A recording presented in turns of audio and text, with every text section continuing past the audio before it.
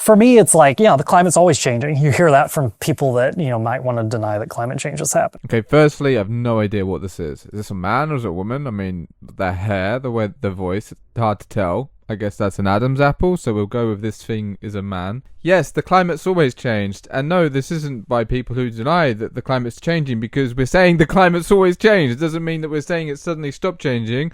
We're saying it's always changed, and it will always change. We can go back through the geological record, through ice cores, and see these epochs of human history that were wildly different than today. Okay, yeah, that's good. You could look at the Roman warm period or the medieval warm period before we had any CO2 from industrialization in the atmosphere and see that it was much warmer. Okay, good. We could be sitting here in Malibu, either under ice or, in the desert. But we know a few things about the era that we're living in today.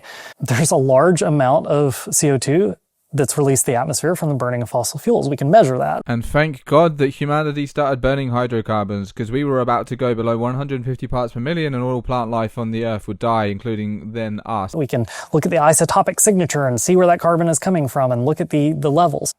And we know in the laboratory that, when you have carbon dioxide and sources of heat, of infrared light, that it absorbs that and it traps it and it doesn't radiate out into space. Two things here, very clever wording, because he's saying carbon dioxide in a laboratory doesn't radiate out into space. Well, how the fuck do you know that in a laboratory? Because it's not the same as it being in space.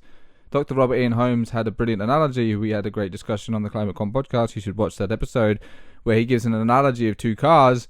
One car has all the windows doors closed, the other car has all the windows doors open, and shows this is what happens when you heat up the atmosphere.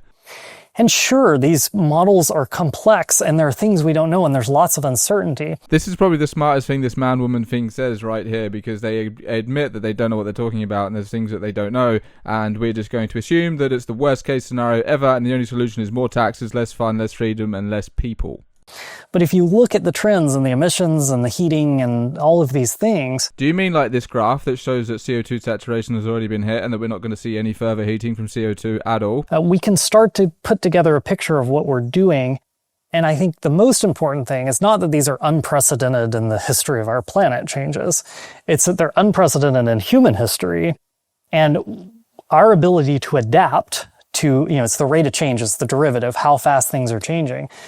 Our ability to adapt really is not near as quick as those changes are happening. I don't know, bro. If you are a bro, I could quite quickly adapt to it being a degree warmer with absolutely no trouble. I mean, coming from the cold, cloudy, dark and gloomy UK, if suddenly it was just a bit warmer, I can bet you my left testicle, it will not take me long to adapt to not having to put more clothes on in the winter or having to spend more time outside because it's nice and warm. I bet I could do that tomorrow.